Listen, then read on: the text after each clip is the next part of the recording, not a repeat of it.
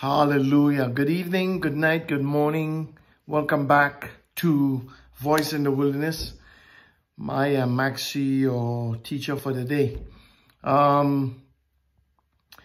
We took a break last week. We didn't do any teachings last week. Our last teaching we did, I believe it was, are you in or are you out? And we went at length with that. That's a series that I think that we all need to go back and check out again and again. We try to do something different, not because we try to be different, not because we want to be different, but what we try to do is we try to bring the reality of what is written in the biblical narrative. Remember, all we deal with here is the biblical narrative, right? There are a lot of external documents. There are a lot of external things that you also can add to stuff that along with the written narrative that will give you different pictures, right? I like to stick with the biblical narrative because that's something that I think God, I was listening to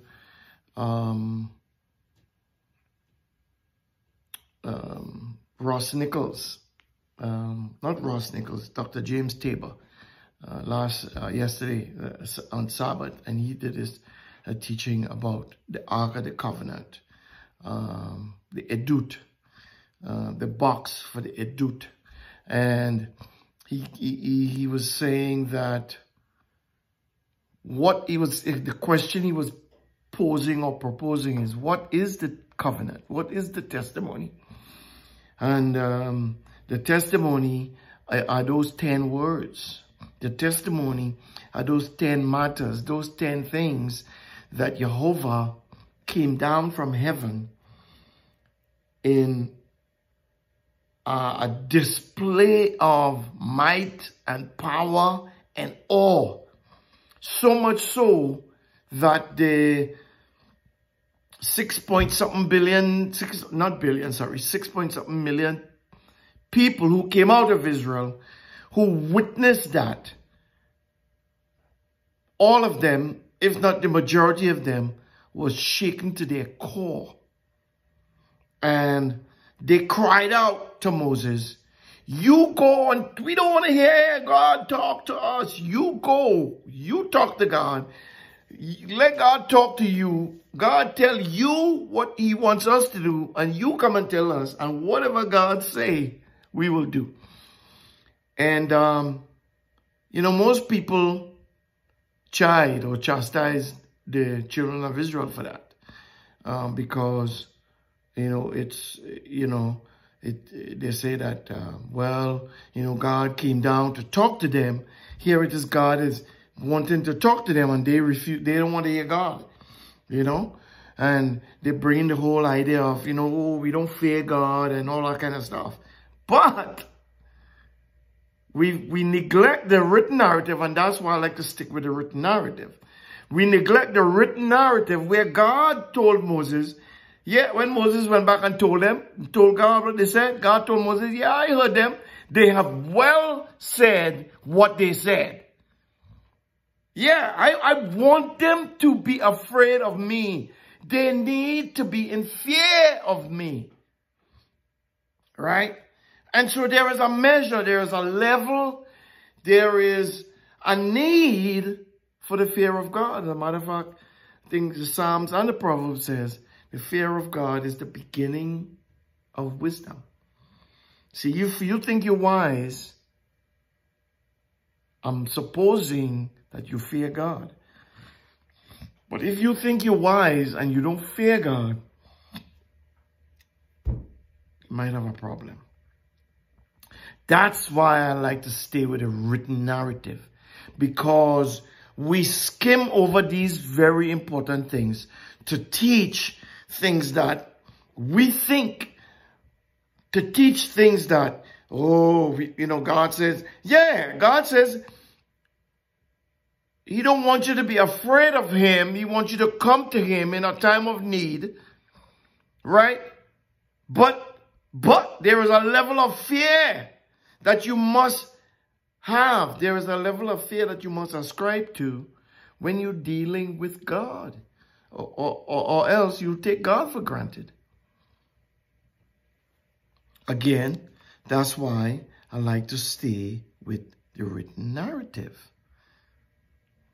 Because when you read in written narrative, it tells you about these things. Okay? It tells you about these things. So, as I said, we talked about, are you out? And we went at length with those things, right? We deal heavily here with perception. It's about perception. Again, with the whole idea of fear, it's about your perception. When God says, don't fear me, don't fear to come to me, or don't be afraid of me. But he also says, fear me. He also says in many other places, like Yeshua said in the Gospels, don't be afraid of man and what he can do to you, but fear him who could not just kill you, but cast your soul into the bad place, into the H-E double hockey stick place, right? Hell, and even perceptions of, growing up. You couldn't say hell because, hell is a cuss word. Well, hell is not a cuss word. Hell is not a curse word. It's not. But that's something that has been taught even to me, growing up as a child, But hell is not a curse word. I watch a lot of TV. I don't look at, when I say I look at a lot of TV, let me shape that in a better way. In that I like sports, comedy, the light-hearted things. I don't look at news, CNN, and all them crap stations. But nonetheless, because I watch a lot of TV, you know what's on TV. You know what's being shown a lot in a lot of them stations. And the prophet on the wall is who sing that song from Jamaica? About Christopher Columbus, he said, Christopher Columbus is a liar. Yeah, the prophet on the wall, that TV, I'm telling you, it's a liar. Right? All we're going to be getting into all these things when we go into this new topic.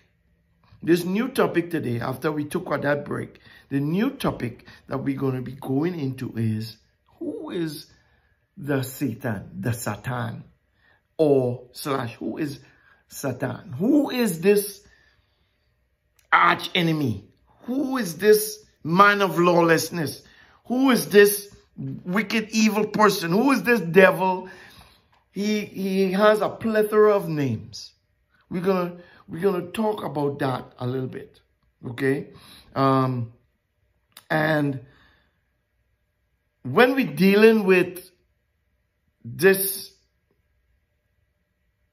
person or this word or this thing or this perception, we have to deal with words. You would have heard me say, words, why are words so important? I could give you a plethora of reasons, because words shape your perception. Words shape things. Words build things. You were created by the word. Everything that was made by a word or the word. No, you can't make nothing without a word. Nothing.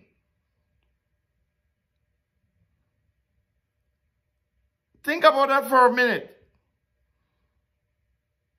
You want to make a chair? You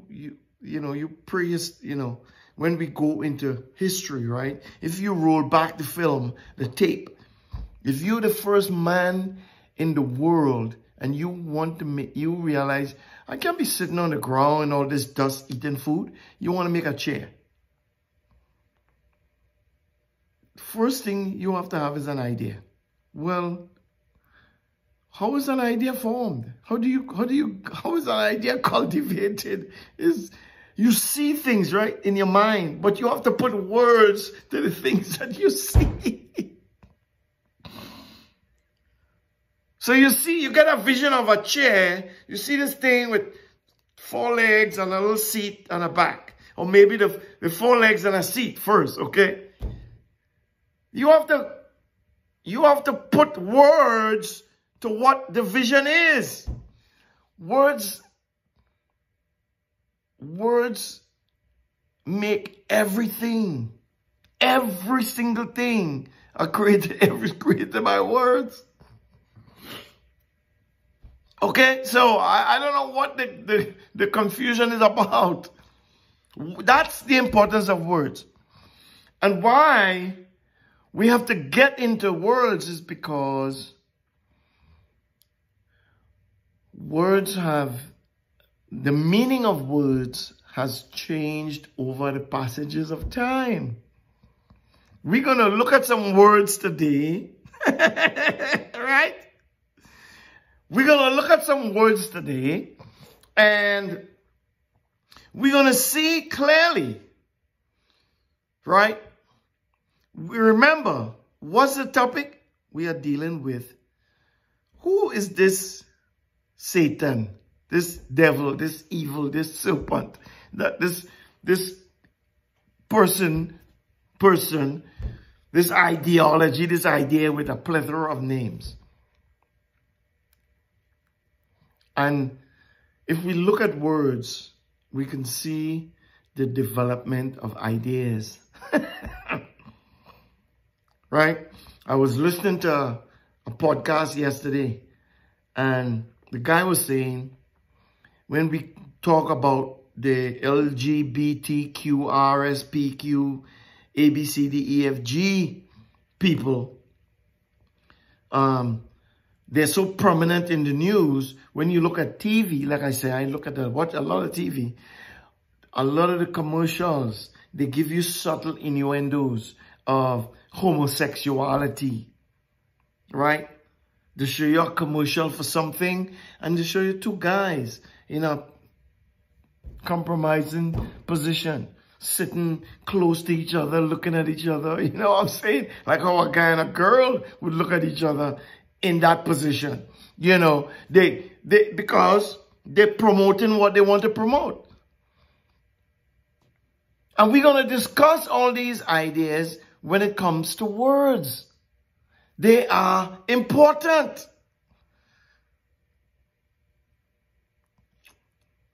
And dealing with the topic, who is the Satan? Okay? And many people have, for years, been trying to identify the wicked one, the man of lawlessness, the one who is yet to be revealed as that entity.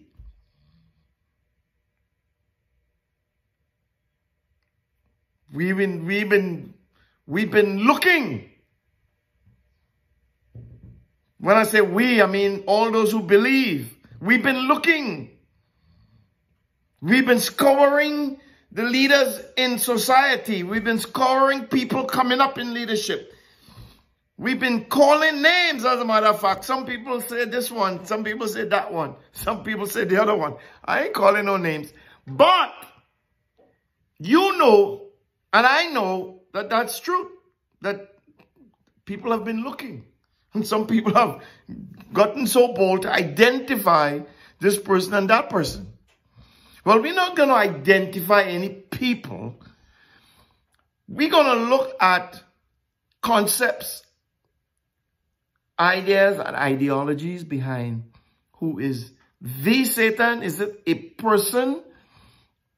Or is it an ideology that a person perceives, lays hold of, and pursues? And then that ideology, that person is so wrapped up, caught up, tied up, and tangled up in that ideology that they personify the ideology and then thereby make themselves, or if I should say, thereby are made into this man of lawlessness, this wicked person, this serpent, this devil.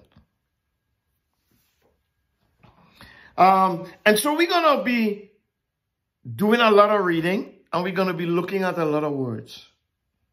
Again, you have to lay your perception aside.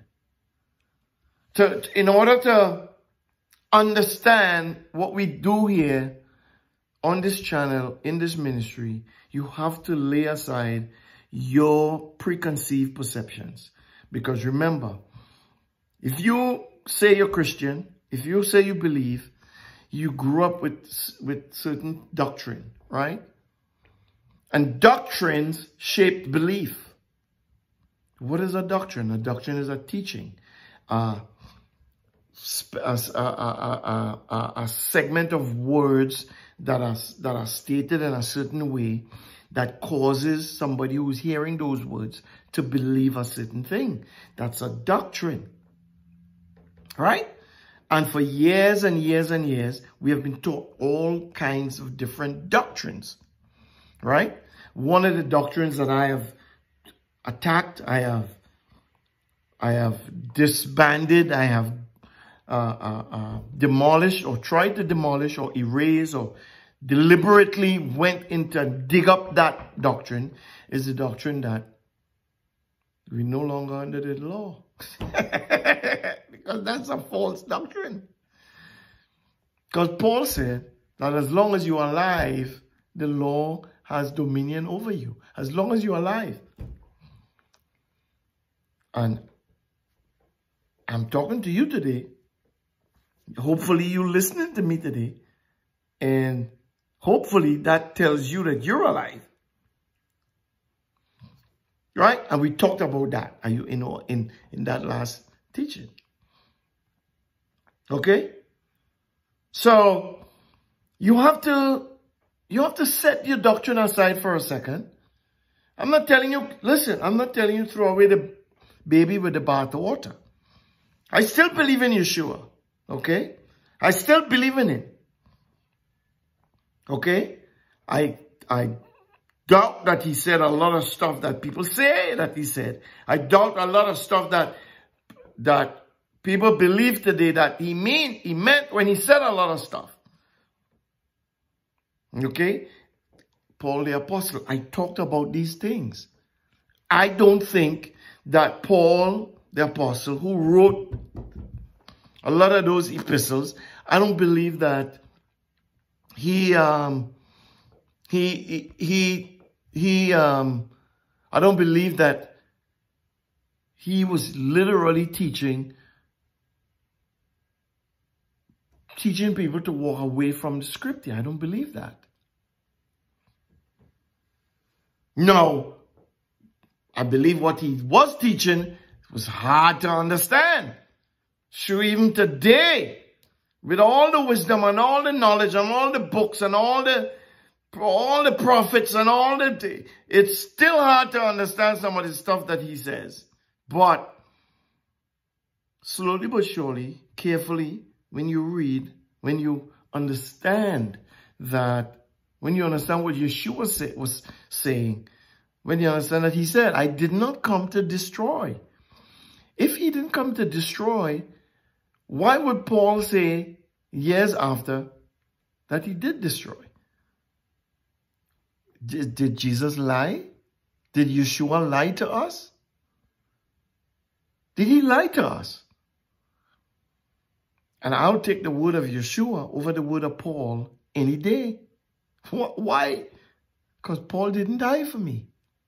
And I've said that before. Paul, the apostle, as great as he was, did not die for me. Yeshua did. And if I have to take a choice between the both of them, I go with Yeshua. I go with what Yeshua said. Okay? That's where I stand. Like it or not. So, one of the reasons why we have to look at these words is because, like I said, words over a period of time, we human beings have changed the meaning of words to suit our own quote-unquote progress, if you will. We have changed the meaning of words. Right? And in the topic, who is the Satan? Who is the Satan? Who is Satan? Who is the man of lawlessness? We're going to look at some titles that he carries. He's called the serpent. So we're going to look at the serpent. Many people believe that the episode in the garden with the serpent and the woman, many people say the serpent is the devil. I want to disagree with that, because that's not, when you look at the word, it's not what the issue is. Right? We talked about this. One thing we talked about a lot in the last, how much parts that series was? Like 6 or 7? There is nothing that exists in isolation. Good doesn't exist in isolation. Light doesn't exist in isolation to itself. Light exists and darkness is there still. Not in the light, but when the light is on, darkness just dissipates to the extremities of the light and waits for the light to go out. And when the light goes out, here comes darkness. So light doesn't exist all by itself. Although, when light comes, according to the book of Revelation, we wouldn't have need for the sun light. See what I'm saying? But we're not there yet.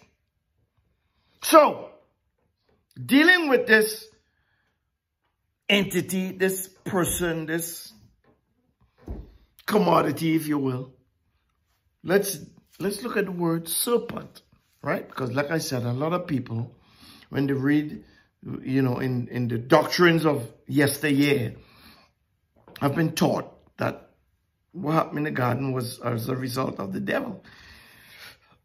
I say no. Again, things that we have said before are relative to things that we are going to say today and continue to say, right? What is that? What are those things? One, every king demands loyalty. That's a prophetic word. Every single king, whether it's the king of darkness, whether it's the Satan, whether it's Jehovah, whether it's Jesus, whether it's Yeshua, doesn't matter which king. King George, King Harry, King Henry, doesn't matter. Every king demands loyalty from their subjects because kings rule kingdoms. The king's domain. And in the king's domain, the king is not going to allow, he's not going to tolerate disloyalty. Right? So when Jehovah, King of Kings, King of Gods, however you want to call him, mightier than the mightiest, according to Slater, the singer, big heavyset guy. When he created his kingdom, and he created the male and the female, and he put them in there, he told them what they could do and what they shouldn't do. And he demanded a level of loyalty, because he said the day that you break that command is the day you will die. You will die. Right? That's the narrative. Well, guess what? How is he going to know if they are loyal or not loyal? How would he know? Everything is tested. Everything, every person. And I think the last session we had in our last topic, we talked about it being up to, it's a choice that you must make, that I must make. Either I obey or I disobey. If I obey, that puts me in line to receive the blessing. If I disobey, bad things, curse.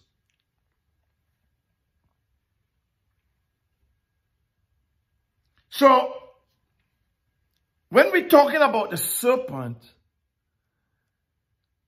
we have to understand that in the beginning, when God created the world, when he created the universe, he created the day and the sun and the moon and the stars and the light and all that kind of stuff. Every day passed, he said it was very good. It was good, it was good, it was good.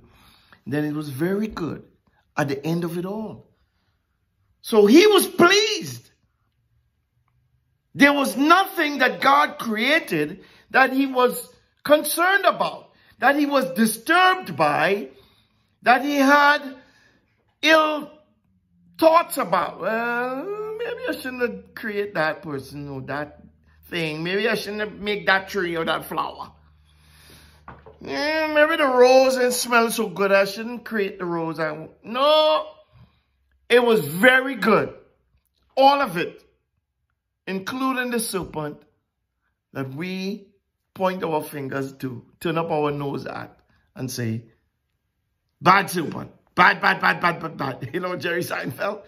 He's a bad man. Bad, bad, bad, bad, bad, bad. The Pakistani guy. Funny. I love Seinfeld. So, again, we have to look at the serpent. Let's look at the character of the serpent. Because remember I said, we're dealing with ideals, ideologies, character. Those are the things that make up entities, that make up perceptions, okay? Or I should say the other way around. Perceptions make up character and personalities. See, personality, perceptions, you see? Similar words, right?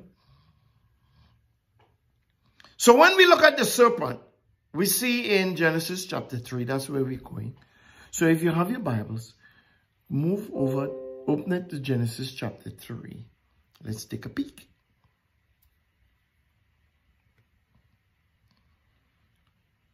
Genesis chapter 3 and 1 says, now the serpent was more subtle than any beast of the field which Jehovah Elohim had made.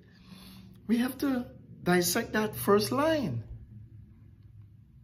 Is this the devil? If he is the devil, it clearly tells you that Jehovah Elohim made it or him, or however you ascribe that entity. And remember, on day 6, after he made everything, this serpent was already in existence, because the last thing he made was the male and the female. Right? He was very good, according to God's word. God didn't have fault.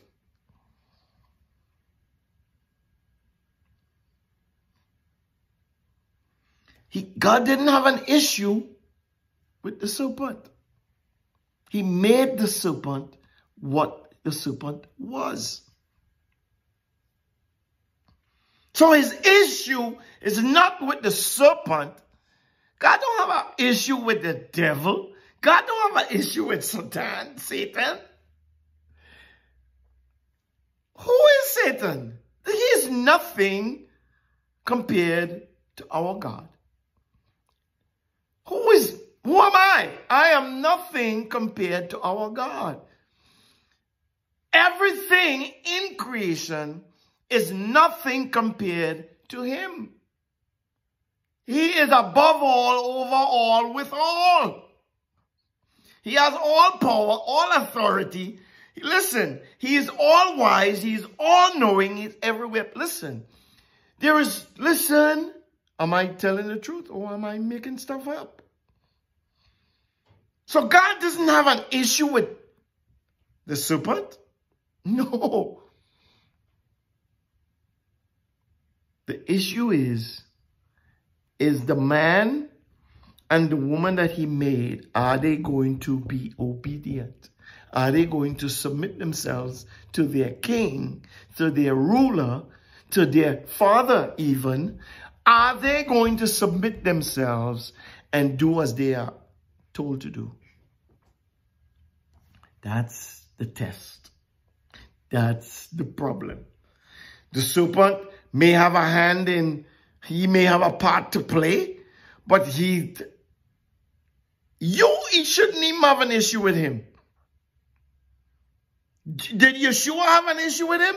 He went to Yeshua 3 times. We read that in the last sessions. And Yeshua dismissed him at each time, each level, each stage. Yeshua didn't have an issue. God doesn't have an issue with the devil. You, me, St. Paul didn't have an issue with the devil. Paul's issue was, how do I serve God? What did he say? In the spirit, I serve God, but in the flesh, I serve sin. So that I do the thing that I shouldn't, the thing that I should do, that's the thing that I do. The thing that I shouldn't do. Hold on. I'm going to get it. Don't worry. Paul says, the things that I should not do, that's the thing that I end up doing. And the things that I should do, that's not what I end up doing. Who can save me from this dilemma? How can I be delivered from this dilemma? Because I have to do what I'm supposed to do. And I do not have to do what I'm not supposed to do. I'm supposed to live right. I'm supposed to do right. I'm supposed to obey. But the thing that I'm supposed to obey, that's the thing that I disobey. And the thing that I'm supposed to disobey, God help me, that's the thing that I obey. Who's going to save me from this dilemma? You know what he says? The man Yeshua. Why does the man Yeshua have to save him? Because Yeshua showed him how to deliver, how to be delivered. You have to be in a place of knowing. You have to be in a place of understanding. You have to be in a place of dependence on the word. And as David said, your word, O Yah, have I hidden in my heart that I might not sin, that I might not be disobedient to you, because I hide your word in my heart that when disobedience come to the forefront, I slap the word on disobedience and disobedience goes. It might come back at another time, but every time disobedience rears its ugly head, I hide the word in there and I bring up the word, and the word will rebuke disobedience. That's how Yeshua did it. Paid a hefty price. And the task is, that's what we have to do. That's what Paul says. But we're looking at serpent. If Jehovah created everything, should he worry about his creation? Is there something to be nervous about? Is there something to be, I don't know, man. I put the mind of the woman there, and I don't know if they're gonna make it. Well, is he God or is he not God? I've raised this issue many times. Because many a believer today act like there's a competition. Many a believer today act like this devil, this Satan, this serpent, this evil is running wild and cannot be stopped. Well, that's not what the narrative explains.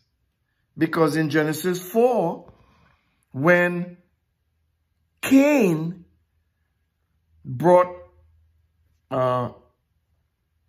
because he had aught in his heart against his brother, obviously, when you read the narrative, you could tell why, because he ended up killing his brother. Or you wouldn't kill your brother if you... Why did he kill his brother? There was an ought in his heart against his brother. We don't know what the problem was, but there was a problem between him and his brother. And he was the one who initiated the bringing of the offering. And then his brother brought the offering, and God said, I accept your brother's offering. I don't like yours. I have no respect for your offering. And what did he do? His countenance fell. We discussed that at length. And God had a conversation with him, and God said to him, if you do well, won't you be like happy? Won't your countenance be lifted up? Won't you be feeling good about yourself? And if you didn't do well, well, let me tell you why. Let me tell you, if you didn't do well, somebody is pushing you in a certain direction, but you can rule over him. Wait a second. I thought we need, Paul said we need the Spirit to do that. Paul said Yeshua, he has to lead us that way. So what is God saying? These words have permeated my soul. They bother me from a good perspective. God telling Cain, sin, disobedience is lying in wait for you. It's knocking at your door. It's at your door. But sin don't have to rule over you, Cain. Even in the situation that you're in. Sin don't have to rule over you. You can rule over sin. It's amazing. It's a remarkable statement. In light of all the doctrine that we have been taught, in light of all the things that we have been told over the centuries, that's a remarkable statement for God to make to Cain before he actually committed murder. Before he actually did the bad deed. It's a mind-bending statement. Think about it. We've been taught that, Jesus said when the Spirit comes, he will lead you in all the things that I've said to you. And we put all this emphasis in Christianity on spirit. As if spirit only came with Yeshua. No, there was no spirit in the Old Testament. Another lie. Which we're not going to go into, but that's another lie. Again, we cannot build on lies. And we have built a lot of biblical history on lies.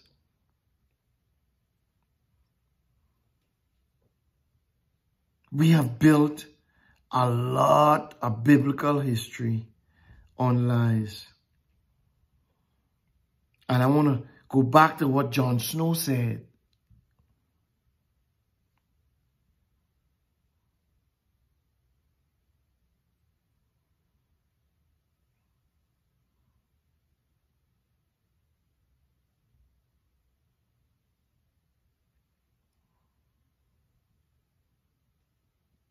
If we continue,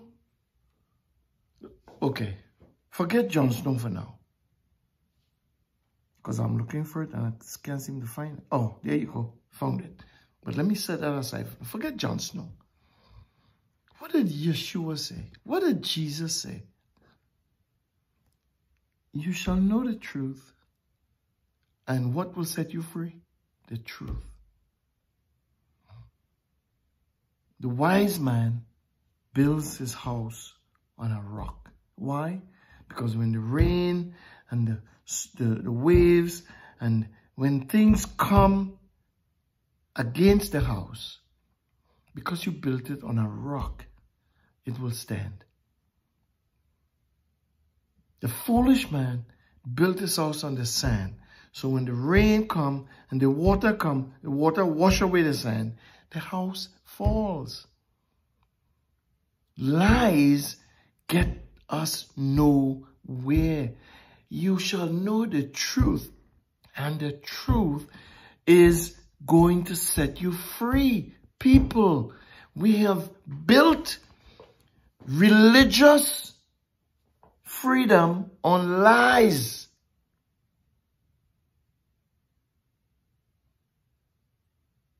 Did you hear what I just said? We have built religious freedom. We have built religion. We have built faith. We have built, what other words can I use? Belief on lies. And as Jon Snow said, when enough people tell lies, words stop meaning anything. And that's where we are today. That's a prophetic statement. Words, they have lost their meaning.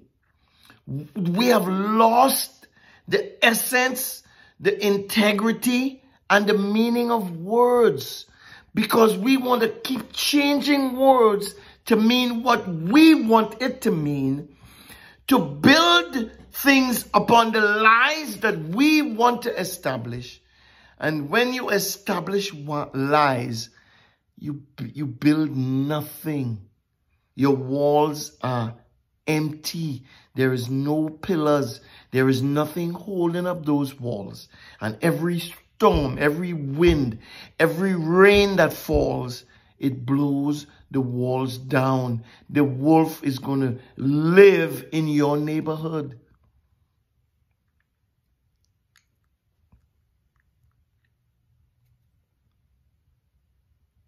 Let's look at the word serpent.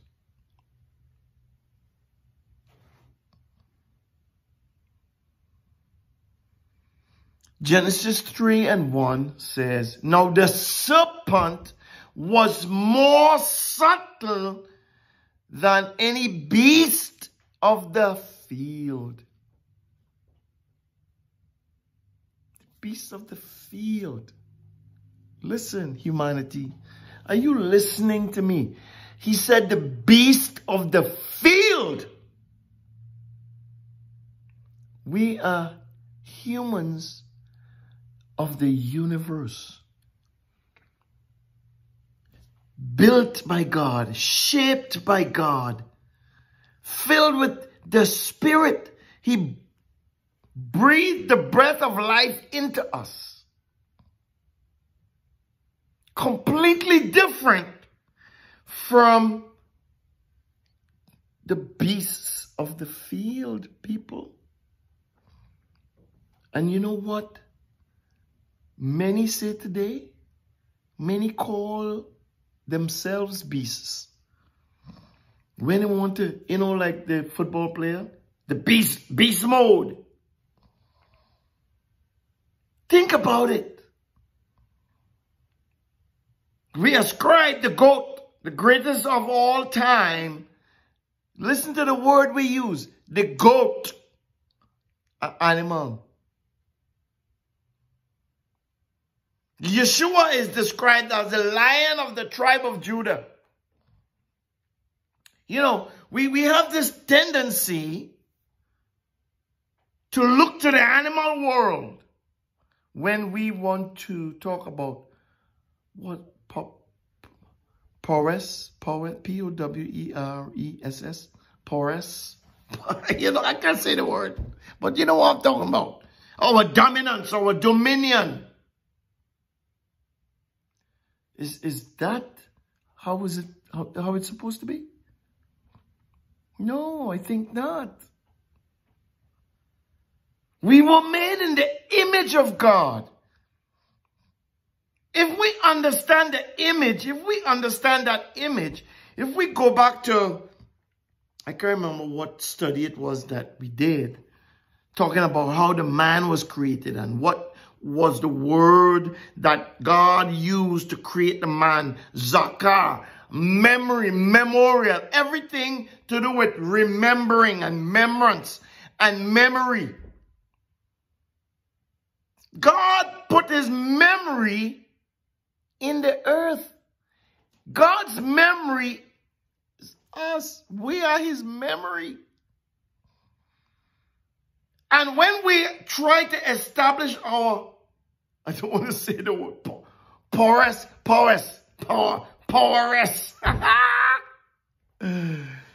That's what we have to bring with us. The memory of God, who he is, and his awesome power, his authority, his singular solidarity with himself. He is all with all in all. That's what we have to bring. Instead, we project our power. We take it from the animal world. He's the GOAT. The man is a beast. You know, if we're talking about somebody in UFC or, beast mode or whomever. Think about it. We do these things. Genesis says the serpent was more subtle than any of the beasts of the field. And if you had listened to any studies because this Genesis 3 and 1 have been coming up in a lot of the study that we do. The word more subtle. The word, let's look at the word serpent. It's nakash, right? It means serpent. The image of a serpent, a fleeing serpent. A snake.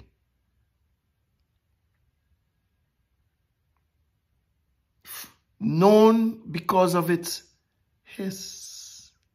It's whispering. It whispers at you. Stay away. I look up the meaning of the word serpent. I ain't see it. You see that? You're not going to see that in the dictionary when you look up the meaning of the word serpent. And then I look up, why does a serpent hiss? And this says a serpent hiss as a warning, stay away from me. Wait a second. The serpent is hissing as a warning to stay away from me. If you involve me in your actions, I'm going to have to bite you. That's my nature. We talk about the story of the frog and the scorpion. And we know how the story ends. The frog took the scorpion over the lake. And when the scorpion got on the other side, turned around and stung the frog. And the frog asked in his dying breath, why et tu brute? You too? Why have you bitten me? I just did you a favor. I just did you good.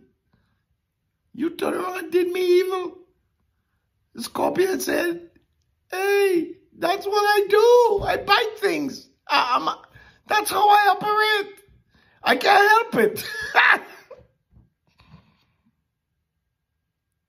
See?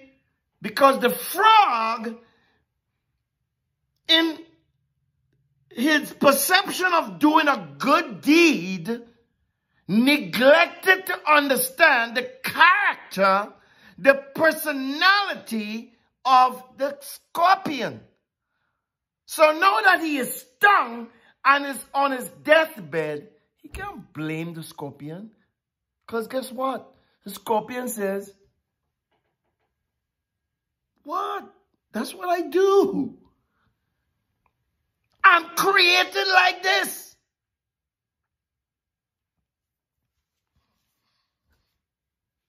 But not us. Oh no, we like to deflect and defer. When things go wrong, we love it to point the finger outward. It's them, and it's her, and it's she, and it's he. It's always someone else's fault. And I want us to understand that has a big drive towards who this Satan is. It's always someone else's fault. It was the serpent's fault in the garden why the woman ate of the tree. Why she disobeyed, it was the serpent's fault. Well, he was just being who he is. He is the wisest. And he hissed at her saying, stay away from me. I'm talking to you, but stay away. Did God say that you shall not eat? Okay, you stay over there. I'm telling you right now, God said that. So don't come any closer. Get thee behind me. No, she had to get closer and closer and closer. And then she got bit. It's not the serpent's fault.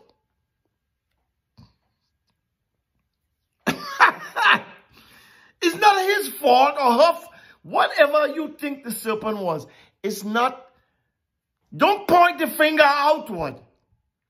Because guess what? God knew, remember? God knew that they would fail. Revelation tells us Yeshua was the lamb slain before. So before God created the universe, before he said, let there be light, right? He obviously had this conversation. This is what I'm going to do, fellas. And I need somebody to step up and be the savior, the salvation, the deliverance of all my people who are going to obey me. Because I demand absolute loyalty. Those who disobey will fall, but those who obey will be blessed. It's a simple thing. God ain't forcing you to do nothing. It's your choice. It's a free will. So the snake, the serpent is a snake, and he is called a snake because of his hiss. And when you look at why does the serpent hiss? He hisses to give a warning. Stay away. You're coming too close. I might have to bite you.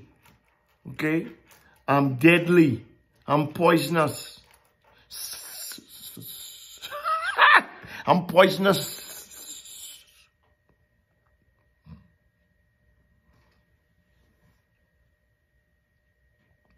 But the root meaning of this idea, of this perception that this hisser is trying to tell you stay away from him is because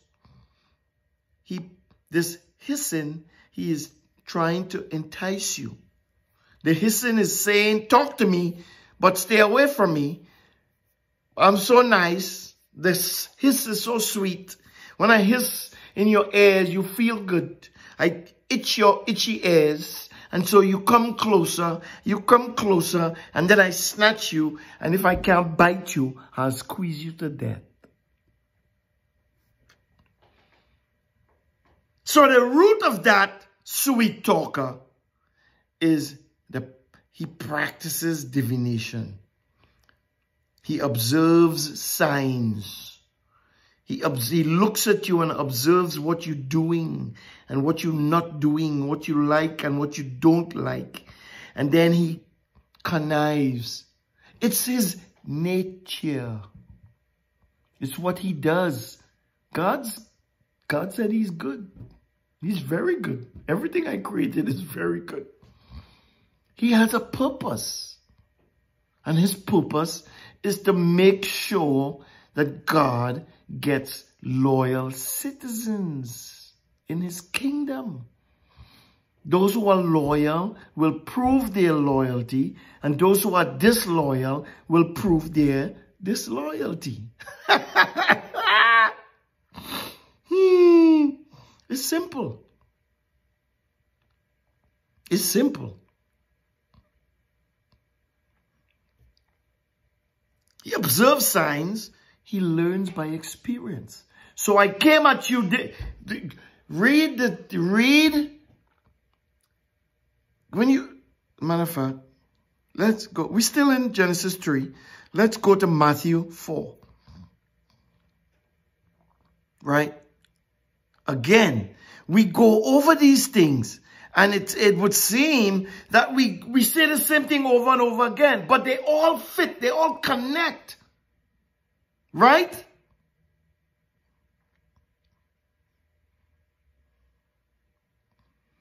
Matthew 4:3 said, and when the tempter came, is the tempter the serpent?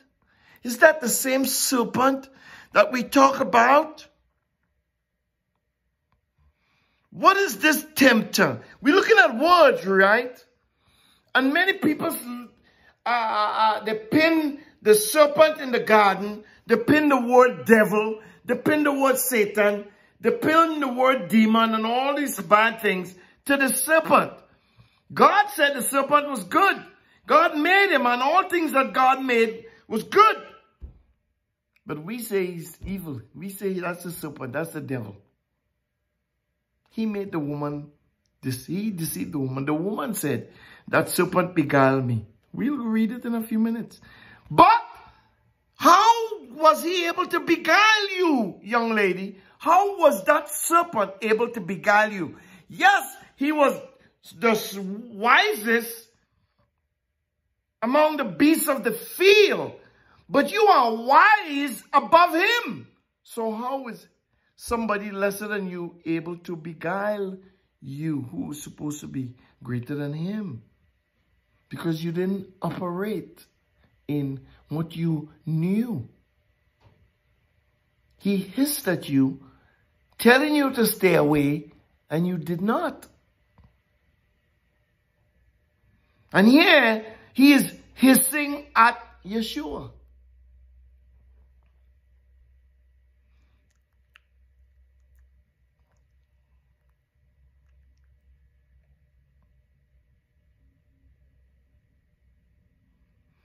So let's look at this word tempter. tempter. Thayer's definition says to try whether a thing can be done, to attempt, to endeavor, to make trial of, to test for the purpose of ascertaining quantity, quality, and how something will behave. In a good sense, in a bad sense. So you could test in a good way and then you could test in a bad way. To test one maliciously. To try or test one's faith, virtue, character by enticing to be disobedient. To solicit disobedience. To tempt.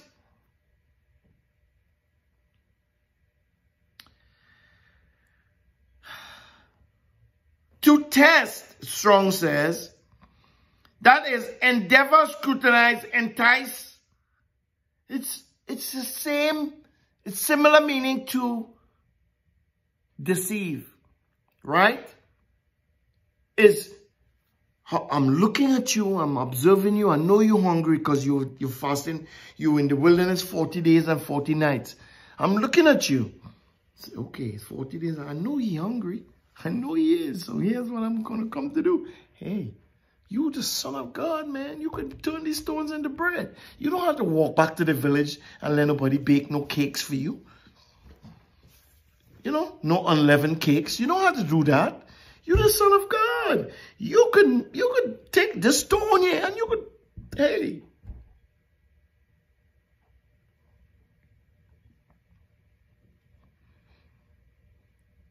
And the root of that is a trial, an experience, an attempt.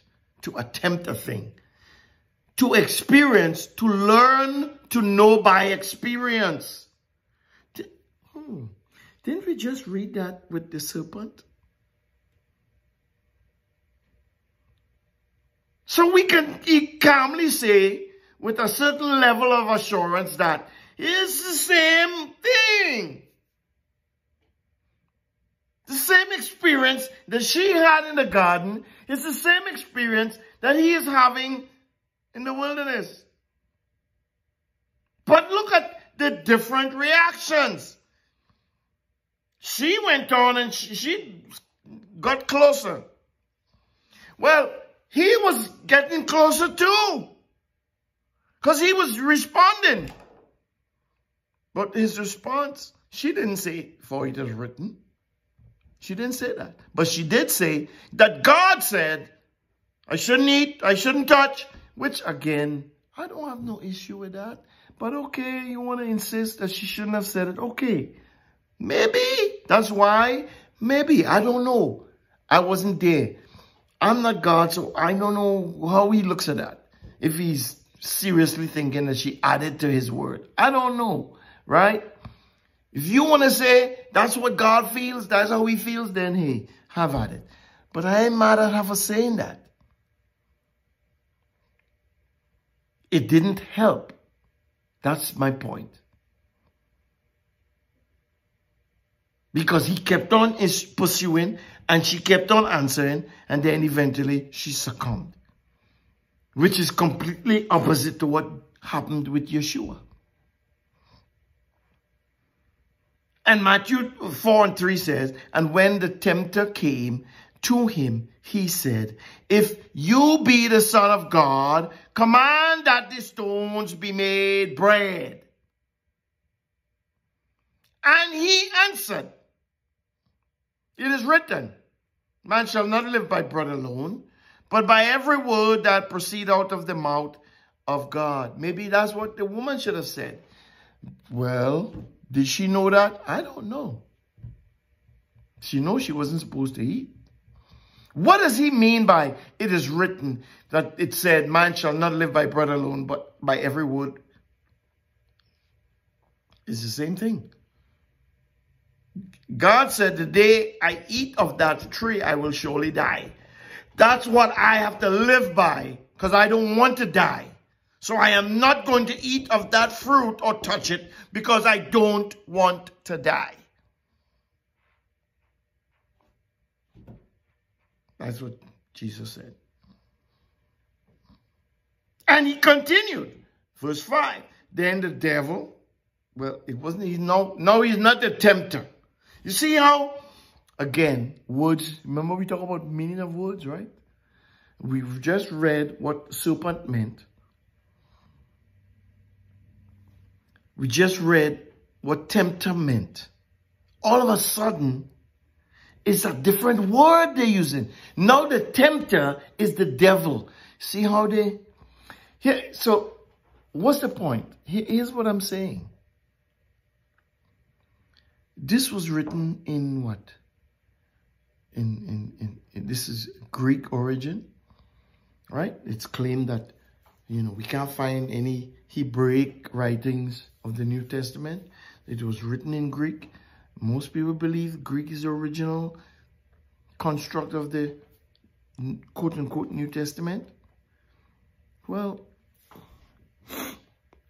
is Greek mindset, is that the same as the Hebraic mindset? No, they're two different mindsets, right? See, again, as I said, if you stick around this channel, you will find that we don't, even though things are written in Greek, our comprehension is from the Hebrew. Our comprehension is what would a Hebrew mind interpret. And in a previous teaching, we talk about how they switch words. How they just said the tempter. Now it's the devil. Wait a second. You see what I'm saying?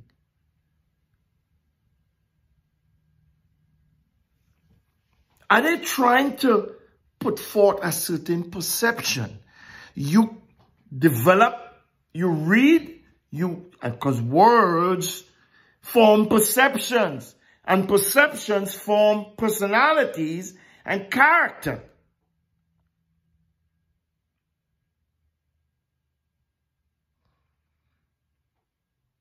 And if they pound that into your head, that the tempter is now the devil, you might think, well, this is the real devil.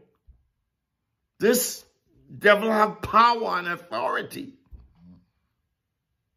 which we know he does not have.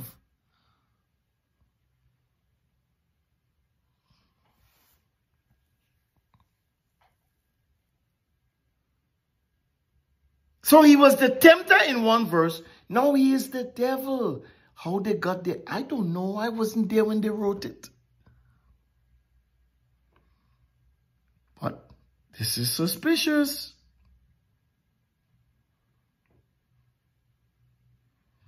Then the devil taketh him up into the holy city. How did he get there? That was... Is this a dream? Is this an analogy? Did this literally happen? We don't know. Many people believe it's literal. Many people believe it actually happened. Books are written about it. Movies are made about it. How we go from the wilderness to the city, the holy city? Were they neighbors? Is the holy city next to the wilderness? I don't know. Did we ever think about that? I'm thinking about it. But let's keep reading.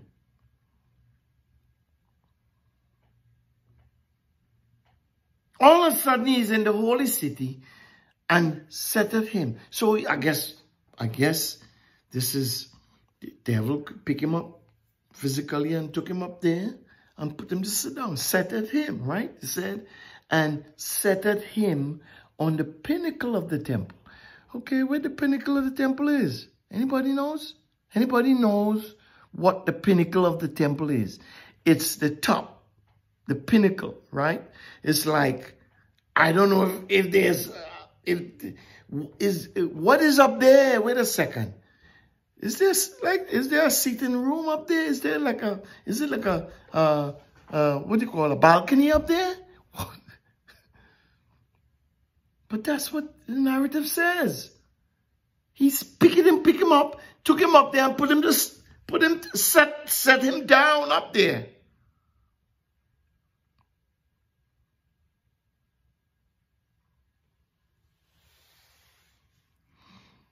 And said unto him, if you be the Son of God, again, is this if? Did God say that you shouldn't eat? If you are the Son of God, these words, it starts up with a negative connotation. It starts up with what we call doubt and unbelief. It starts like that. So obviously it's a test. I'm trying things here. I'm not sure if it's going to work, but I'm nonetheless trying to see if it will. So, if you are the Son of God, I just brought you from the wilderness. I put you to sit on the pinnacle.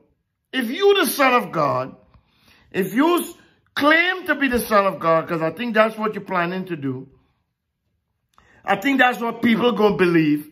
So, here's the test. If you are, cast yourself down. Throw yourself down from up here where you are. In other words, commit suicide. Commit suicide. Right? And many of you may or may not know, but people actually do this.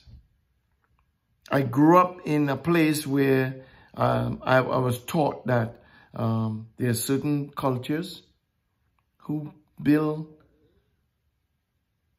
houses along the banks of certain rivers and wait for the rivers to flood.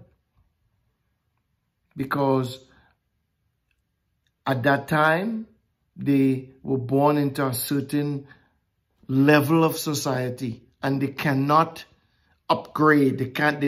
There's no way in their lifetime they will get an upgrade. Like in the States, you have, lower class, middle class, upper class. There's no, in the certain cultures that these people were born in, if you're born in a certain level, you stay there. And people who were born at certain lower levels, they build their houses. They go to these rivers and build their houses and pray for the rain to fall, for the rivers to flood, for them to die.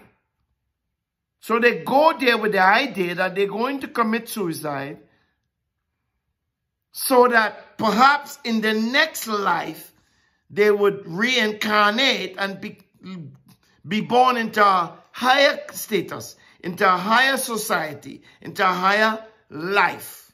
People believe these things, people. Again, perception shapes character. If you believe that, you will shape your lifestyle, your character, according to the things you believe. So people build their houses on the banks of these rivers and they wait. And the rains fall, the monsoon waters come, they flood the banks, they flood the rivers, and the river water washes everything away, killing everything in its path. And the people die. I don't know if they ever come back, but they sure do die. And here, this tempter who is now the devil,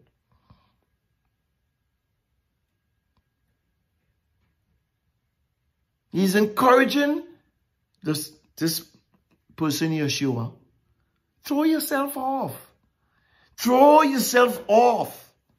If you are the Son of God, I know you could throw yourself off because it is written that he will give his angels charge over you that you wouldn't stub your foot against a stone. And he would bear you up, right?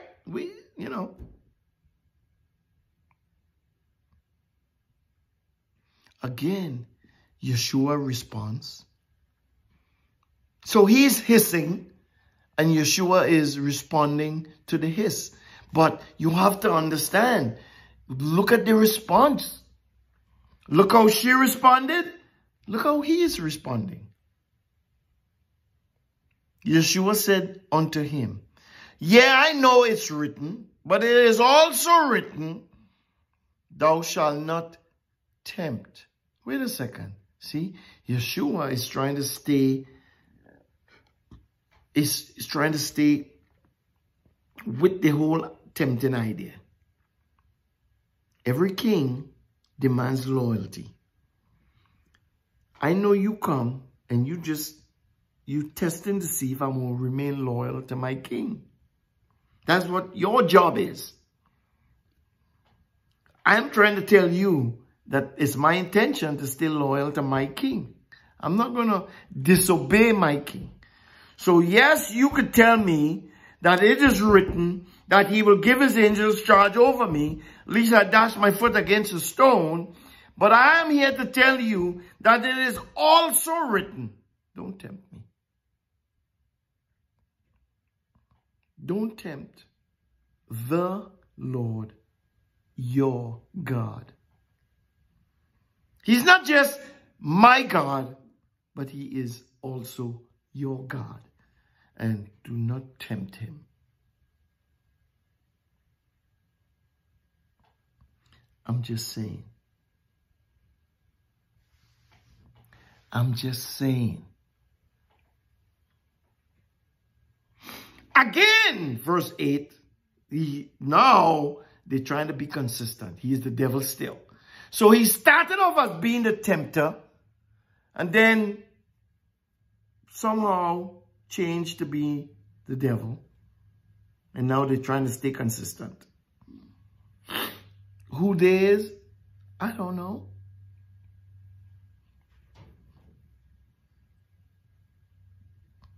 Again, the devil taketh him up into an exceeding high mountain. So, okay, the pinnacle, the height of the temple ain't high enough. Let me take you, I'm going to take you way high. Again, is this a literal thing?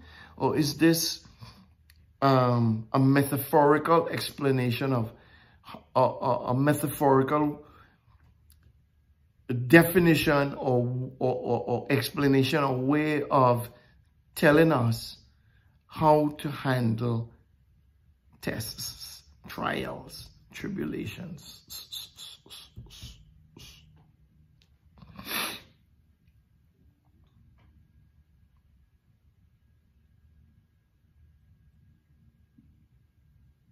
Again, take him up into the high mountain and showed him all the kingdoms of the world. How you could go on a mountain? I wonder what mountain is that? That he would go up on a mountain and see all the kingdoms of the world. See, we don't ask these questions. We don't discuss these things.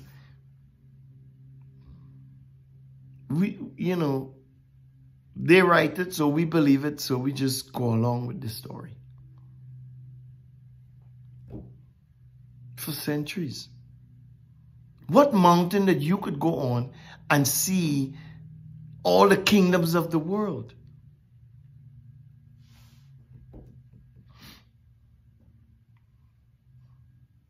And verse 9, and said unto him, all these things will I give you if you will just bow down, fall down, if you would just worship me. See, like I said, every king, every person who is trying to establish themselves as some kind of leader or some kind of person of authority demands loyalty.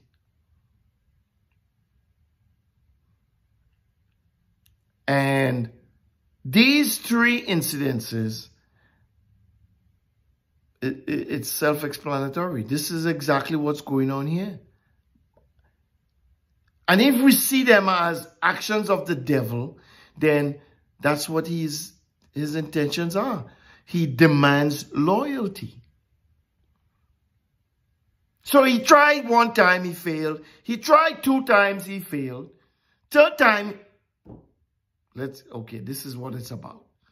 This is where the rubber meets the road. It had nothing to do with if you're the son of God. It had nothing to do with that.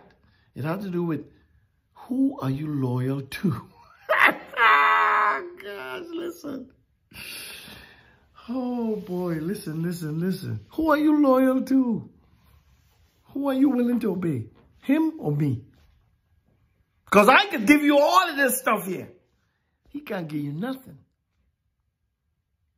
See, what he don't want you to know is, if I give you all of this stuff, you might be greater than him.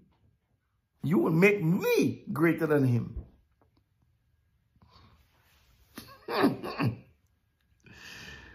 Oh, gosh.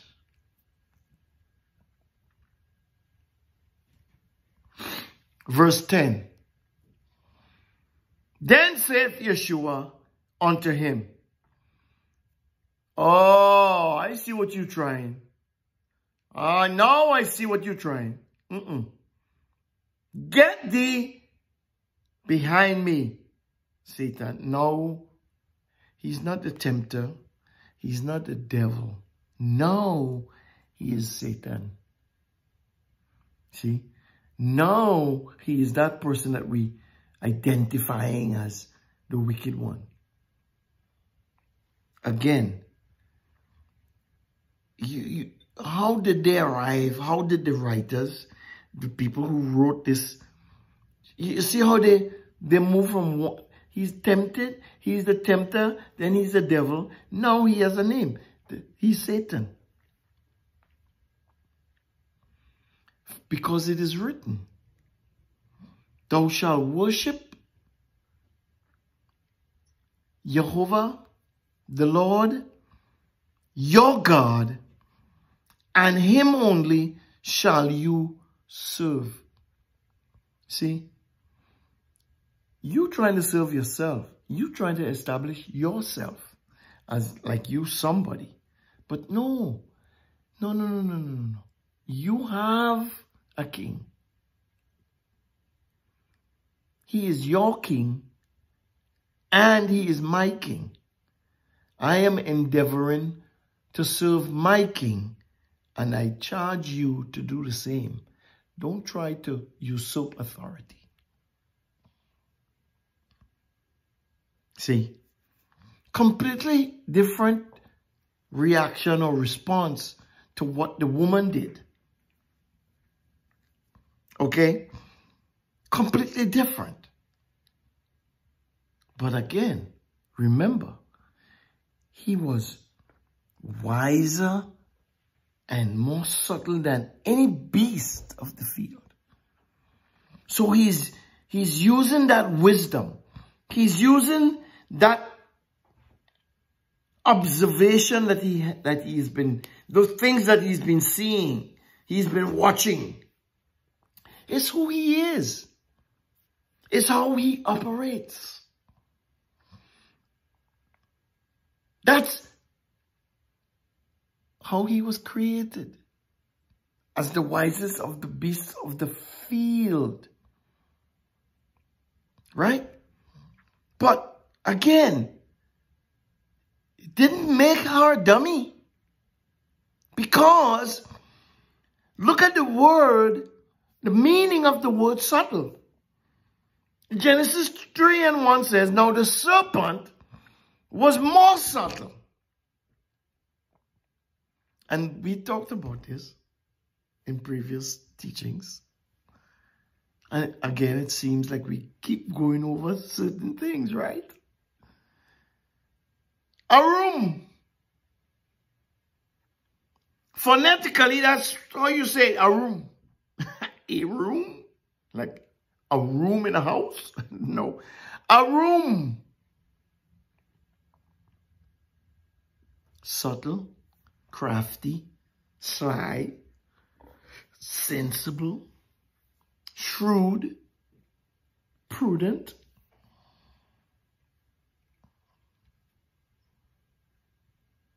And that, the root of that is Aram.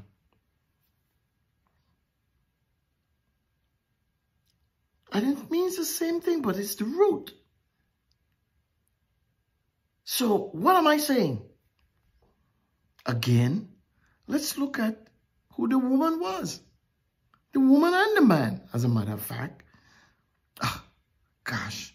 Let's go to Genesis 2 and the last verse.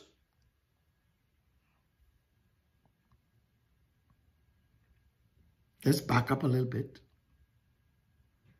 Verse 23, Genesis 2 and 23 says, and Adam said, this is now bone of my bone and flesh of my flesh. She shall be called woman because she was taken out of man. Therefore shall a man leave his father and mother, leave God the Father, and cleave unto his wife, and the two shall be one flesh. And they were both naked. The man and his wife, they were both naked. And they were not ashamed. They were both naked. Well, whoa, naked. They have no clothes on. See, when we say naked, we think physically. Okay. It could be. That's part of it. But let's look at naked. What is naked is? A room. Spelled differently, but it's from the same root as this subtle, more subtle than any of the beasts of the field. The man and his wife was a room. So the serpent was a room. The man and his wife was a room. Two rooms meet.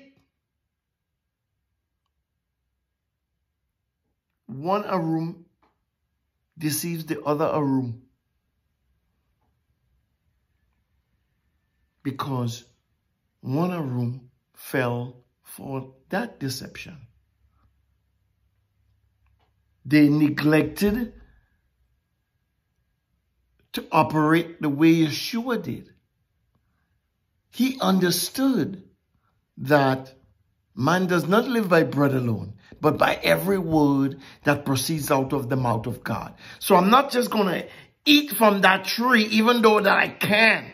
Even though in our last conversation about this topic, in the last installment of Are You In or Are You Out? We talked about the fact that God did not say that the tree of the knowledge of good and evil, the fruit was not edible.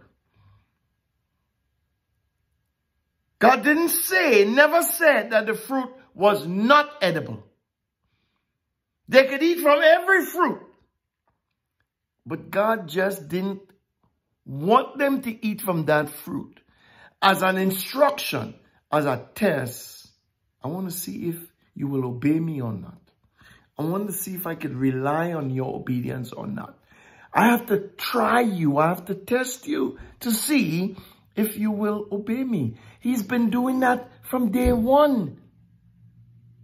He tested them and they failed.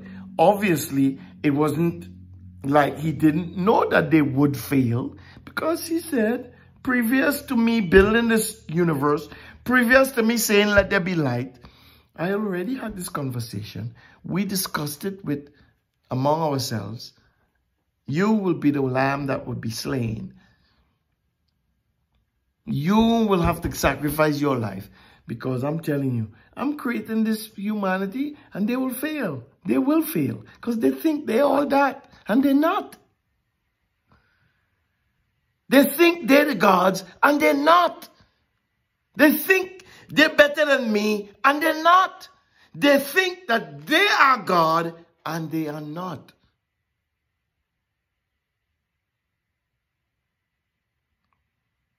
I know they're going to fail.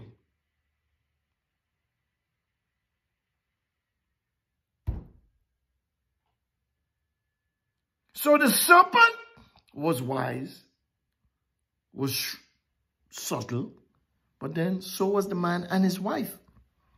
They were naked and unashamed. They didn't have nothing to be ashamed about.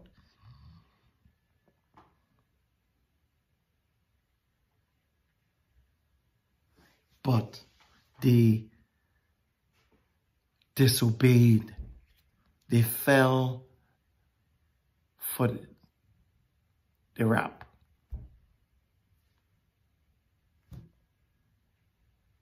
They fell. So, was the serpent the devil? Was it his fault that she fell? I don't know. I'm gonna leave you to answer that question on your own.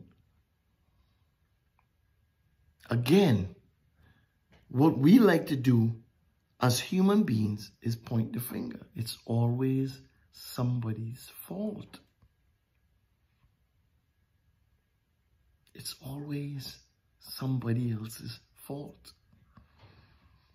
And if we read the narrative, that's exactly what the woman said.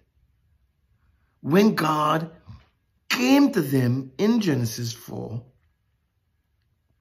in Genesis 3, in Genesis 3 and 14, not 14, let's go back up. Genesis 3 and 9. And the Lord God, Jehovah Elohim, called unto Adam and said unto him, where are you? And he said, I heard your voice in the garden, and I was afraid.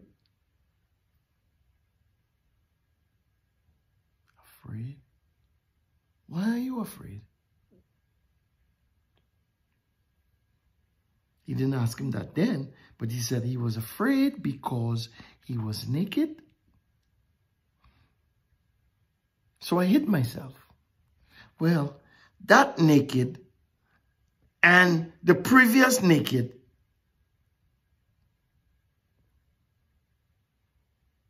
is two different things.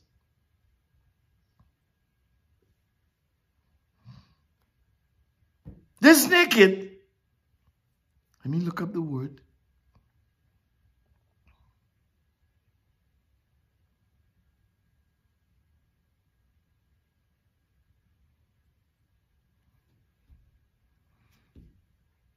It's not Arum, it's Aram.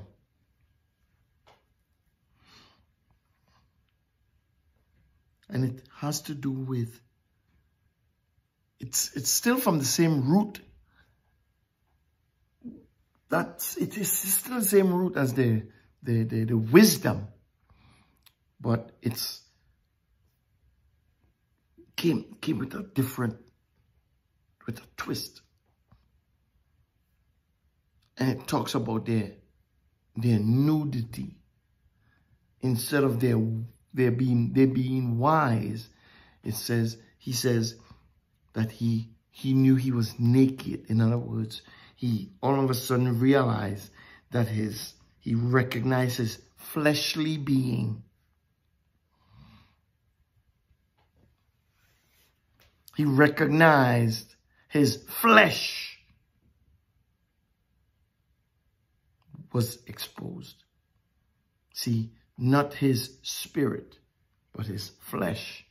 And when you begin to see flesh, doesn't mean that you don't have spirit. It's just that now everything you see is flesh. So he lost that spiritual vision and begin to see flesh, he realized his nakedness, his privates were exposed. Oh, he looked at the woman, her privates were exposed. Wow. What is, oh, no, I'm seeing. That's what you are. Oh, I see why you have that. And oh, you know what I'm saying?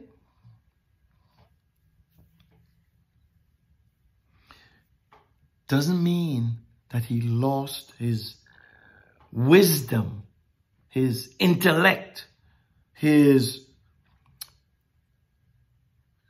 that quality of spirit. He didn't lose it. His flesh overshadowed it. See what I'm saying? His flesh overshadowed it. And his flesh became more important, if you will. And his flesh became predominant. Everything he saw was from that predominance. Why was Jehovah able to tell Cain, listen, if you did well, your countenance wouldn't be like that. If you did well, you would be able to see better. There's something that's knocking on your door. There's something that's messing with you. But you can rule over it.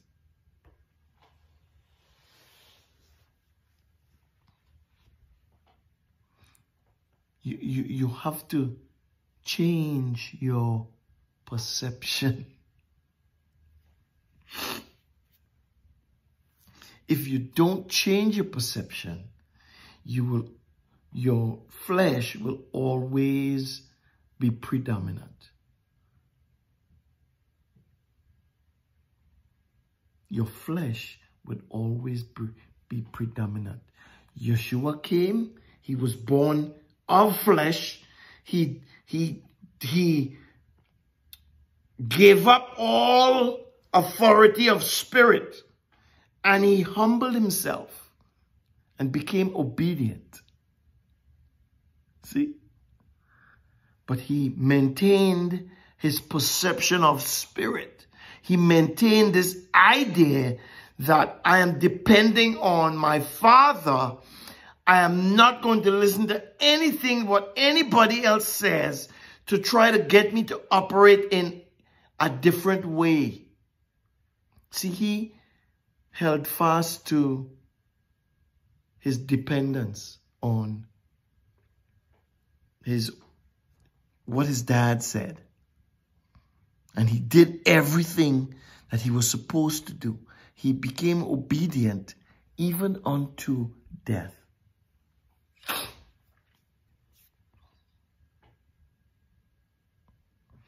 Oh, yeah. So, who is the serpent?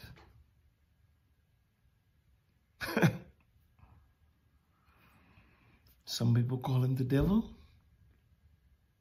Some people say he's wicked and evil.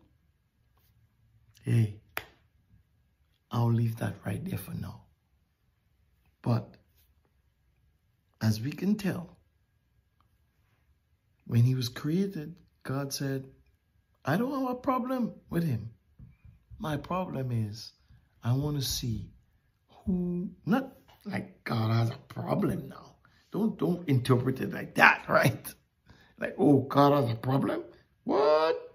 No. The fact is, your loyalty would be tested. Everybody's loyalty would be, every single human being, their loyalty would be tested. Yeshua laid the example down. He showed, he displayed what to do, how to do it. He made it. He showed it to us. with the hope that we would correct our perception. With the hope that we would correct our perception and we would begin to walk in his footsteps. And we would become obedient, even if it causes us our deaths. Amen? So,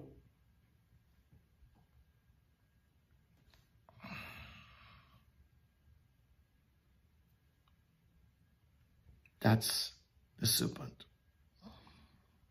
We could read countless verses of scripture about the serpent. And it's difficult to explain or to say that the serpent is the devil. Right? It's a way of explaining a behavior. It's a way of explaining an ideal, an ideology. Right? Genesis 3:1 was the first time the word serpent was used. But if you look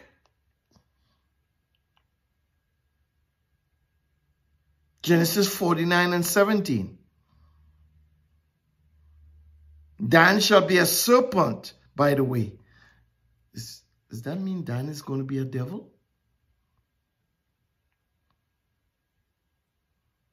Genesis 49, as Jacob was prophesying to his sons, his 12 sons, he says, Dan shall be a serpent. By the way, is he saying Dan is going to be the devil?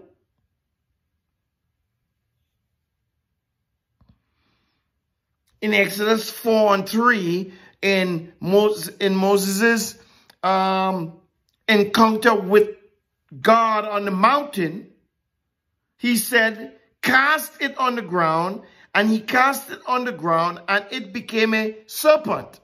Did God turn Moses' rod into a devil?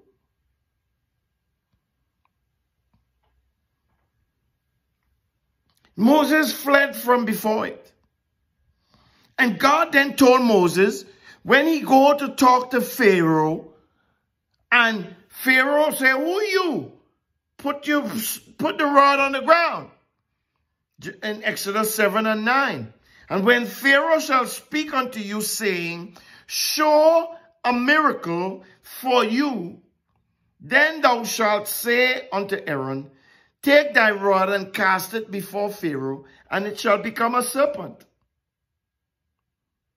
So, what is going on? Is God... What is going on?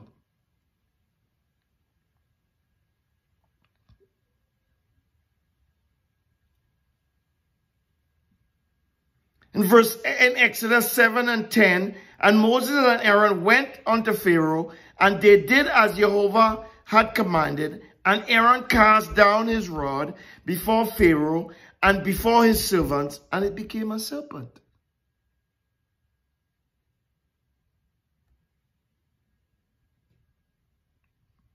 Exodus 7:12, for they cast down every man his rod, and they became serpents. That's what Pharaoh's servants did. They had rods.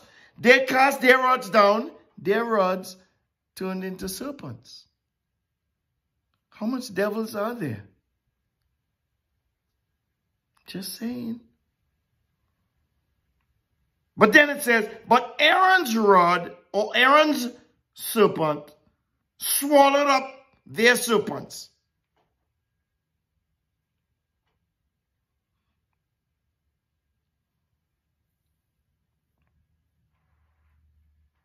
Numbers 21:6. And Jehovah sent fiery serpents among the people, and they bit the people. Jehovah sent fiery serpents. Jehovah sent fiery serpents. I want you all to pay attention.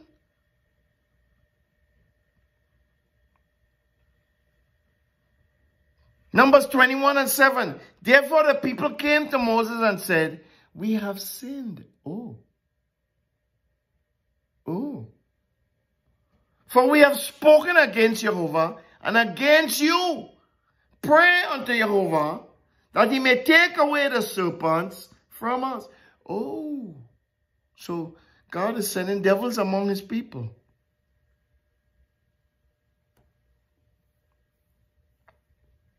Again, we have to question this ideology of why the devil is known as the serpent.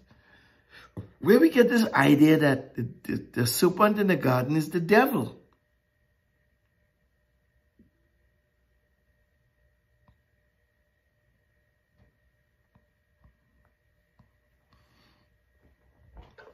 And Numbers 21:8. And Jehovah said unto Moses, make thee a fiery serpent and set it upon a pole.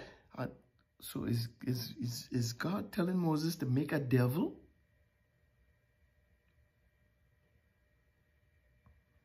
And the instruction is that if any serpent that God himself had set against the people bit someone, if that person looked toward the pole, the image of the serpent on the pole,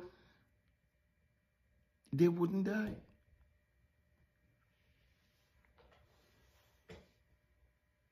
And we could go on and on and on.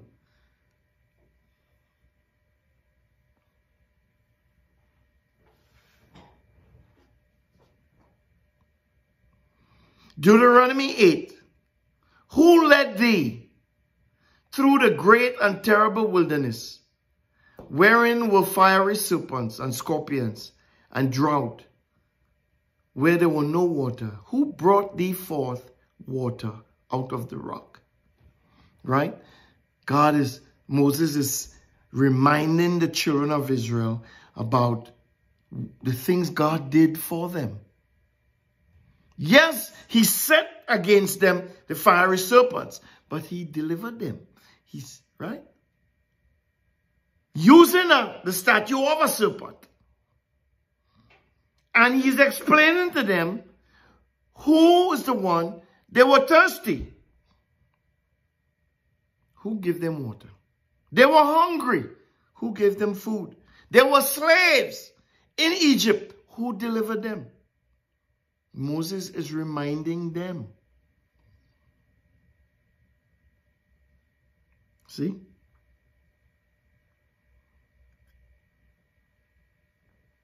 Second Kings 18:4.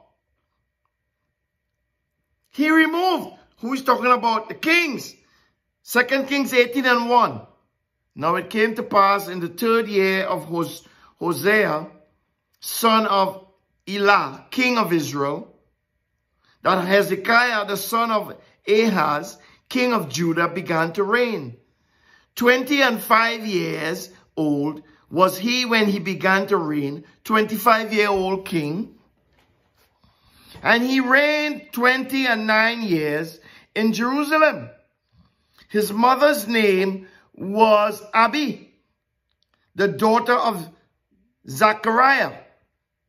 And he did that which was right in the sight of Jehovah, according to all that David his father did.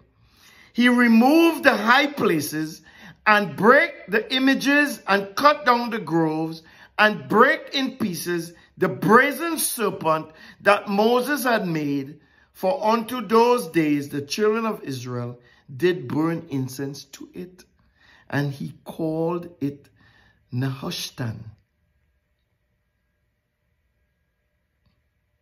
So, the children of Israel were very rebellious.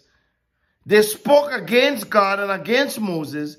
And God said, oh, that's what I'm sending fiery serpents. And the serpents was biting them and they was dying. It's punishment for disobedience.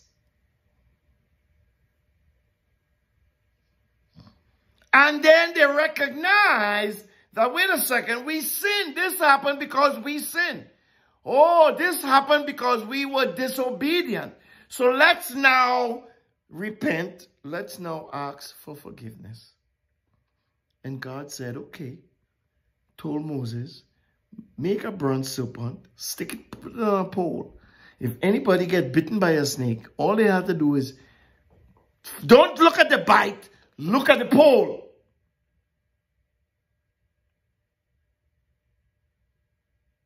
That's what they began to do. And he delivered them. Now they got delivered. Guess what they start to do in the kings?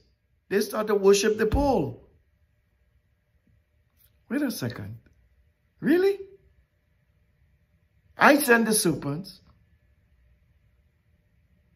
to show you, to expose your disobedience.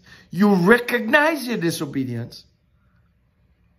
I say, put the serpent on the pole. When you get bite, look at the pole and you're going to be all right. And then you start to worship the pole? Who put the pole there? Did the pole just appear there on its own? Who set the pole? Who gave the instructions to put the pole? Who gave the instructions to look at the pole? You should be worshiping that person. But no, you worshiping the pole. Like the pole did something. Oh, really? Is the pole who did something for you?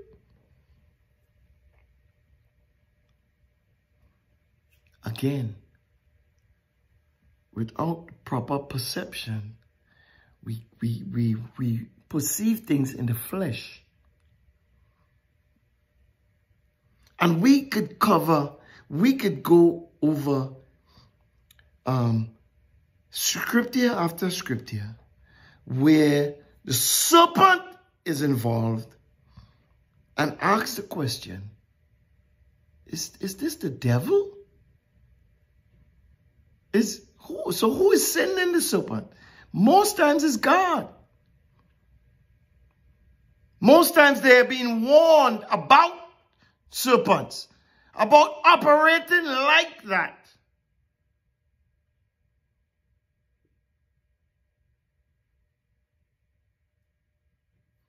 Even Job said, by his spirit, Job 26:13, by his spirit he hath garnished the heavens, his hand had formed the crooked serpent, by his spirit. So he is demonstrating continually who is the source of all authority, who has all power, who has all authority. The devil ain't got squat. But we claim everything as, oh, everything is his fault.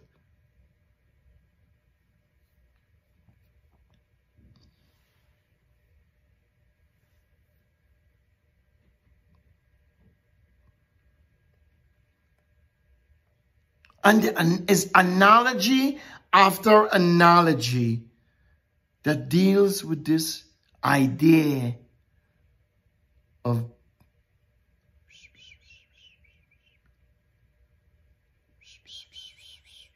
serpent. The serpent is nothing but a hisser, a gossiper, somebody who just invokes you and me to think in the flesh.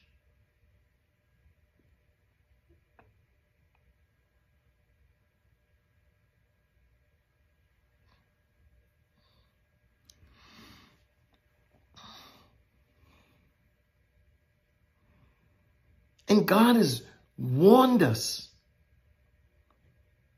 by Isaiah and Jeremiah about serpents. If we continue to be fixated in fleshly ideologies, he says in Jeremiah 8:17, for behold, I will send serpents, cockatrices among you, which will not be charmed, and they will bite you, says Jehovah. Your actions, your mental, your attitudes, the way you perceive things, your perceptions lead you to actions. False perceptions, I'm telling you, we do things like that. We dig holes for ourselves. Ecclesiastes 10:8 says, he that diggeth a pit shall fall into it. Whosoever breaketh a hedge, a serpent shall bite him.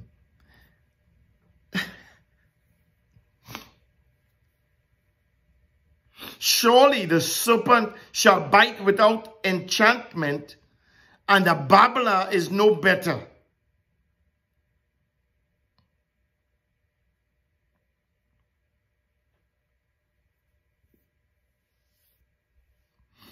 I'm just saying.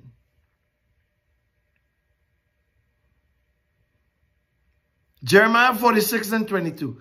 The voice, therefore, shall go like a serpent, for they shall march with an army and come against her with axes as hewers of wood. Amos 5:19. If a man did flee from a lion and a bear met him, or went into the house and leaned his hand on the wall, and a serpent bit him.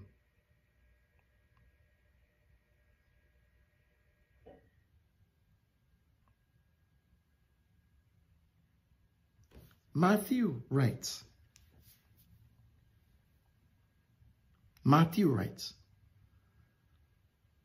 Jesus speaks, Matthew 7.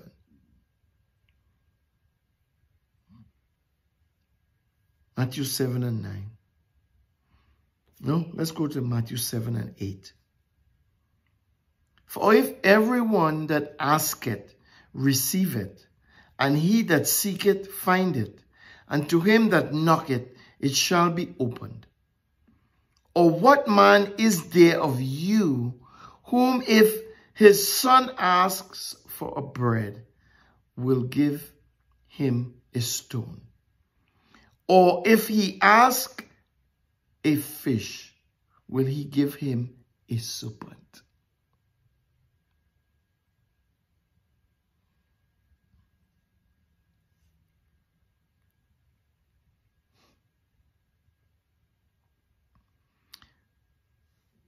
We have to understand context of each word. We have to understand. And we have to stop pointing our fingers at him and her and they and them. And we have to ask ourselves, am I understanding what is being said? What is written? Do I understand? Or is my understanding being thwarted, being twisted, because my perception is fleshly?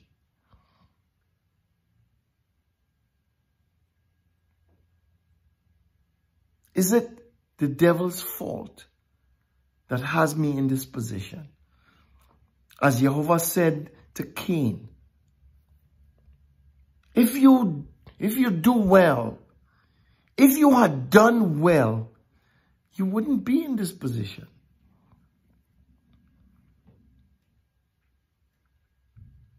You wouldn't be in this position. You are in this position because there's something in you. But I want you to understand that you don't have to give in to what's in you.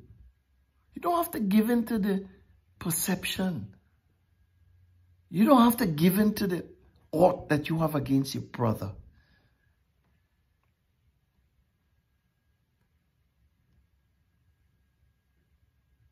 Because it is knocking on your door. It is saying to you, it is telling you things. You could withstand that. You, Cain, could withstand that. If you pay attention to my voice, if you listen to my instructions. You have an ought against your brother. Leave your offering at the altar. Go to your brother and have a conversation. Make up with your brother. As Yeshua said in the gospel. Make up with your brother. And once you make up with your brother, then you can come back to the altar and give your offering.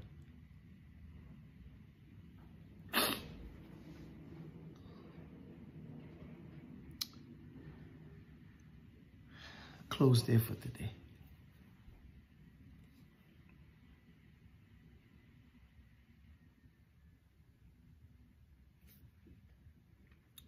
Let's go to Numbers 6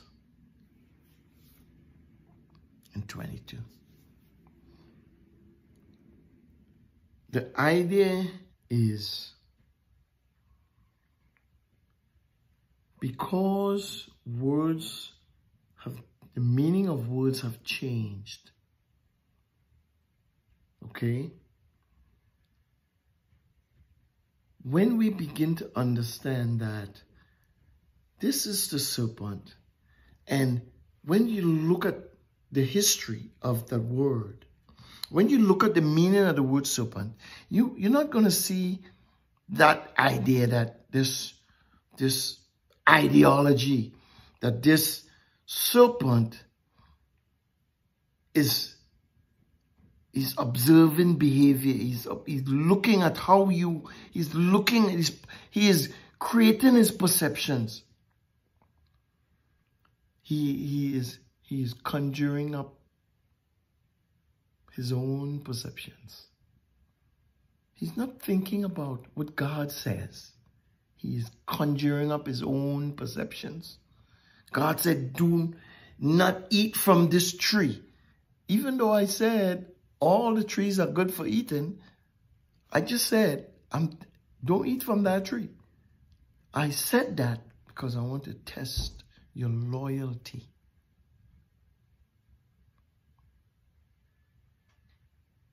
The ideas of the enemy is, the ideas of disruption is, well, God knows that test is going to come.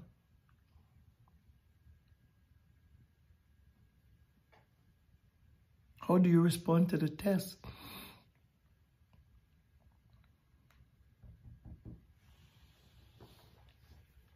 Are you like David? Have you hidden his word in your heart that you would not sin against him? Or you just holding on to the doctrine of blaming the devil? It's his fault.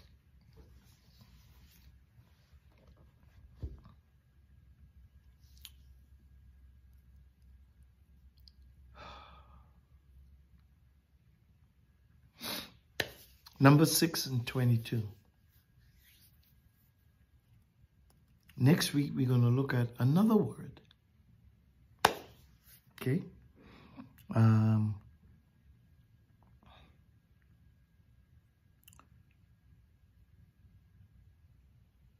going to look at the word enemy.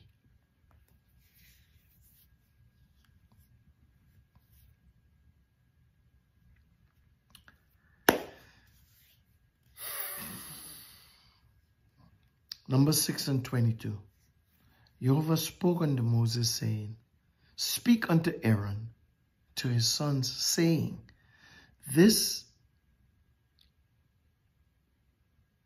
hold on, let me get this other version here. Jehovah spoke unto Moses, saying, Speak to Aaron and to his son, saying, This is how you shall bless the children of Israel. You shall tell them, Jehovah bless you and keep you. Jehovah make his face to shine on you and be gracious to you. Jehovah lift up his countenance towards you and give you peace. So they shall put my name on the children of Israel, and I will bless them. Until next week, until next time, I say Shabbat Shalom, Shavua Tov, Buenos dias, buenas noches, buenas tardes, adios, bonne nuit, arrivederci, peace, deuces.